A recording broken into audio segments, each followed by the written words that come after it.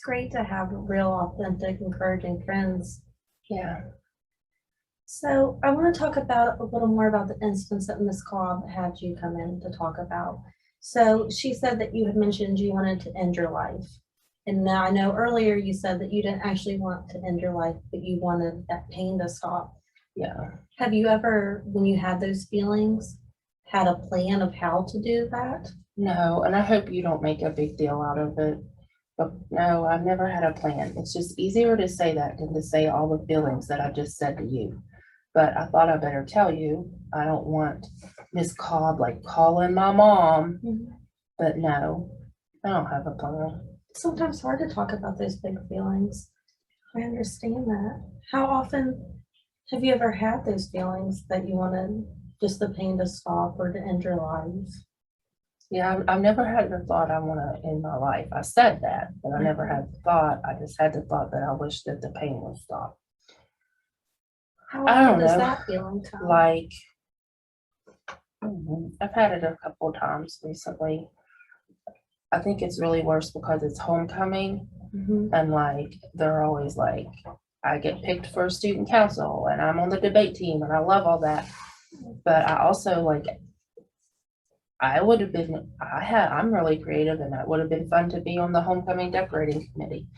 And I even volunteered, but like, they actually said, I heard they'd say to somebody else that, my God, why would we pick her? She can't even decorate herself. She can't dress herself. Did you see what she was wearing? Those hurtful words would feel discouraging. Yeah, then I fantasized that she's a criminal lawyer and I'm the defense attorney. Or the prosecuting attorney, and I wiped the floor with her. Sounds positive. It would be sweet. So when you have those feelings that you just want that pain to stop, what do you do after you have those feelings? Eat. When that first bite of cake touches my soul, it all feels good. So with the eating, do you eat to the point that it makes you sick? No, Do you ever go through periods where you eat nothing and then you'll eat a lot? sometimes because sometimes like I'm not trying to starve myself, but just reduce my calories. So like, yeah, I might go like not eat breakfast, lunch, or dinner and just eat a snack. But then I can only do that for so long, and then it's like all bets off. When you go through those periods when you eat more than less, do you ever get the urge to maybe make yourself puke or to get rid of those calories out of your body? I've thought about it, but I haven't done it. Like I hate to vomit, and the thought of like, ugh, I can't like bring myself to it. Yeah.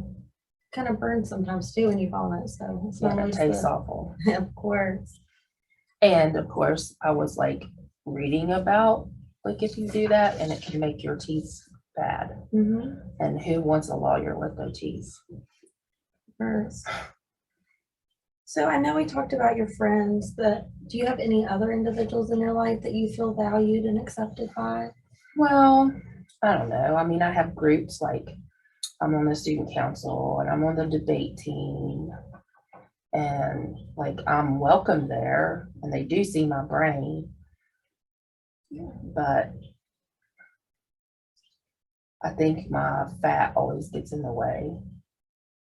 Like I'm the best and I should be the captain of the debate team, but there's someone who's not as good as me, but she's really thin and pretty, very pretty. But so I just have to be smarter. I'll be smarter. I have to be smarter than everybody. It sounds like you are really smart. Do you think that you're smart now? Oh, I know I'm smart, but I know I have to be the smartest person in everything. And I can't get a B. I have to get A's, not just A's, A pluses. because to make it harder for me to be overlooked and when I become a lawyer and stuff like, Does that ever feel tiring? Always striving for that perfect day, that perfect everything in school? I don't know. I don't remember when I didn't do it, so I don't know. And my mom notices that I'm smart. That sounds like a really good thing that she's noticing, even if maybe some of the other things aren't always positive. There's one positive. It does. She acts, she says, thinks the same thing I do. If the chubby wasn't there, then I would be more welcomed, more like I'd be seen more as a, oh, what's that girl, Olivia in the White House show? I can't remember. Anyway, she's pretty fierce. Olivia Pope. Yeah, Yeah. she's a lawyer too. Yeah, and she's like, you don't cross her. Mhm. And she's smart and she's pretty. She also kind of manipulates, sneaky though, but she's smart and pretty. And she's seen as a threat. Like, or like I deserve a seat at the table. Like I think it like I have to prove my worthiness more than if I was skinny and smart. Because even like my mom said that when you go on job interviews or even college admission interviews, that they might automatically think I'm lazy because I'm chubby. Do you think that's true? No, I'm not lazy. I work hard even when I don't want to. Do you think people would perceive you automatically as lazy due to your weight? Yeah. Unless they really see me like my teachers don't, because well, really I'm their favorite because I do everything, I exceed everything. I never, Yeah, you can hear that you're a really hard worker in your descriptions. but when you first meet someone, they're not going to know that. They're going to think, she's so lazy. Does she ever get out of bed? Yeah. It'd be difficult. So what I'm hearing you saying overall is that incident that Miss Cobb had originally asked you to come here and talk to me for was more so not that you wanted to end your life, but that you're frustrated with your current life, that you want that pain to end. Is that correct? Yeah. Like sometimes, like I know I will be a lawyer. I know I will be the prosecuting attorney somewhere. I know that.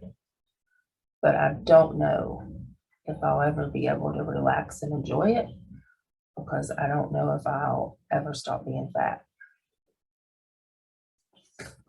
Understandable. It sounds really difficult and kind of, you feel dismal at a point because it just keeps continuing. But from your descriptions, it does sound like you have some really good people in your life with your friends that kind of encourage you when you're feeling down. So Lisa and Jenna, that sound really positive. Yeah. So I mean, it's hard, but it is what it is. it's understandable to want to work through that and get to the point that you don't feel like that every day. So Well, I really just wanted Miss Cobb to know that I'm not some wacko that's going to off myself because I don't want her calling my mom. So I do not think you're a wacko, but as we mentioned before in that confidentiality, I do not have to disclose anything that we talk about, even to your mom included, unless that you are a harm to yourself. And at this point, I do not believe that you're a harm to yourself, or if you're, I fear that you're a harm to others. So would you be comfortable maybe talking to me once a week during the school year? What would we talk about? Like, what would we do? So we'd kind of explore those feelings, see if we can change any of them to be, you want to be more accepted. So how can we tackle that? So next I mean, we week, can try it, but I don't know how short of making me skinny that it'll change, but, so maybe we could We could try. reframe some of yours. We could start with reframing some of that self-talk so that you see more of those strengths in yourself and less of those negatives that you were mentioning. And maybe next week we could draw what we call an eco map. So it kind of lets us look at all the people and things in your life that are important to you. And then we can kind of draw from where we can get some more supports for that. Would that be okay with yeah, you? sort of like geography of my people. Yeah, exactly. Okay. It's kind of like schoolwork too, which you are already really good at. So I like schoolwork. So that sounds great. Okay. I do want to just review one thing. I know right now that you don't have those feelings of wanting to kill yourself, but if those feelings would ever return, there's a number that I'll write down for you after this session on the note card that's called the National Suicide Line. So that if you ever feel like that, there's always going to be a person to talk to you on that other end. If you're at school, you're more than welcome to come here or find another safe individual. So any of your teachers, even Ms. Cobb, or one of the people in the guidance counselor's office. Okay. And I will get you scheduled out front to pull you next week out of class, and I will see you next week. Is there any? Okay. Well, it just can't be on Fridays Okay. because we have literature quizzes every Friday. Mhm. And I don't want to have to make that up. Like I need to get my A. Yeah, of course. We'll make Okay. sure that we move it around your schedule to make sure Okay. that we're pulling from a certain class. Okay, cool. Okay, well, thank you for coming in and feeling comfortable to talk to me, and I will see you again next week. Okay. See you next week. Thank you. You're welcome.